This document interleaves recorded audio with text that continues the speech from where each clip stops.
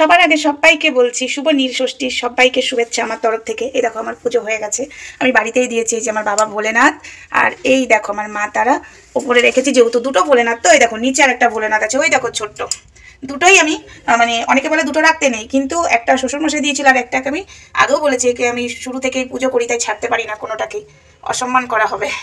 তো যাই হোক, বড় শিব ঠাকুরটাকে অনেকেই বলে দিয়ে আসবে, কিন্তু আমি বলি না, যিনি আমাকে হাতে করে দিয়েছে পুজো করতে, তো সেটা দিয়ে দিলে ঠিক সম্মানটা তার আমি রাখতে পারবো না, তাই দিতে পারি না। তো দুটো শিব ঠাকুরকেই রাখি, ঠাকুর সবই জানে, ক্ষতি কোনোদিনই করবে না, তারই তো সন্তান আমি। তো যাই হোক, আমরা প্রত্যেকেই, শুধু আমি নয়। এই দেখো আমার পুজো দেওয়া হয়ে গেছে, এই যে কালকে বৃহস্পতিবার ছিল, ঘট পাল্টেছিলাম, তাই আমের ভল্লবটা তাজা আছে। আর এই দেখো এখনও বাসন তুলিনি, আর কিছুক্ষণের আগে যে ভিডিওটা দেখলে পুরো ধুনোতে ধোয়া ভর্তি হয়েছিল, ঠাকুর ভালো করে দেখাতে পারছিলাম না, তাই ধোয়াটা কেটে গেল, তাই তারপরে আবার দেখাতে এলাম। শুভ নীলষষ্ঠী আবারও। তো কত সুন্দর লাগছে না, ফুল দিয়ে সাজিয়ে, বেশ ভালো লাগছে, মনটা শান্তি হয়ে যায়। আর এই যে আমার মা লক্ষ্মী, বছরে একবার পুজো দিই মা লক্ষ্মী পুজোর দিনে, মানে বড় করে। আর এই লক্ষ্মী তো আমার আছেই, এই যে দেখতেই পাচ্ছ, এই দেখো। আমার নীলষষ্ঠীর পুজো তো হয়ে গেছে, তোমরা সবাই দেখলে। আর এই যে এত ফুল, আমি আজকে উঠেছি দেরি করে, কারণ কালকে একটা অনুষ্ঠান বাড়িতে গেছিলাম, সেটাও এই ভিডিওর মধ্যেই অ্যাড করে দেবো। ওই ভিডিওটা ছোট্ট করে করেছিলাম, এতেই অ্যাড করে দেবো এই ভিডিওটার সাথেই। আর এই দেখো এই ফুল আমি ভাবিনি যে পাবো, মানে বেলা হয়ে গেছিলো। তো ঠাকুর আছে বললাম না, ঠাকুর যদি আমার সাথে থাকে, প্রত্যেকটা মানুষের সাথে, ঠাকুর নিজের জোগাড় ঠাকুর নিজেই করে নেয়, আর মানুষের সাথে ঠাকুর সবসময় বিরাজ করে। আমি মনে মনে ভাবছিলাম ঠাকুর একটা ফুলও পাবো না, কাছে সেভাবে ফুল ফোটেনি আমার, দুটো কি তিনটে ফুটেছে, কোন ঠাকুরের পায়ে দেবো?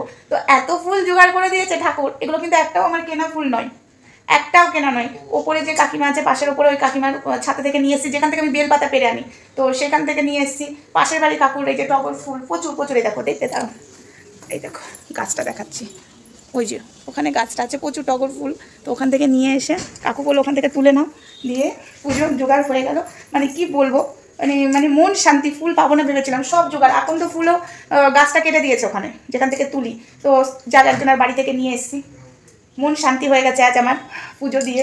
ঠাকুরের ফুল মানে এত টেনশন করছিলাম যে একটা ফুলও পাবো না, যে ঠাকুর নিজেই জোগাড় করে নিয়েছে, বাবা বলে না নিজেই জোগাড় করে নিয়েছে। ভগবান আছে, টেনশন করতে নেই, ঠাকুর তো টেনশন নিজেই নিয়ে বসে আছে, ঠাকুর তো ঠিক করে নিজেই রেখে দিয়েছে, তো আমি কেন বেকার বেকার টেনশন করছিলাম?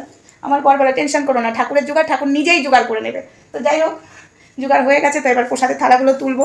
তো চলো, ভিডিওটা বেশি বড় করছি না, আমি বড় করছি না ভিডিওটা, আপাতত এইটুকুই। আর একটা কথা বলছি, ভগবান আমার সাথে সবসময়ই থাকে, যে যায় রাত 2টোর সময়, রাত 1:30টার সময় চেঁচাও, আমার কোনো যায় আসে না, ঠিক আছে? আর এই দেখো আজকে শাড়ি পরেছি, দেখতে পাচ্ছ শাড়ি পরেছি, এখনও রান্না হয়নি, রান্না কমপ্লিট করব।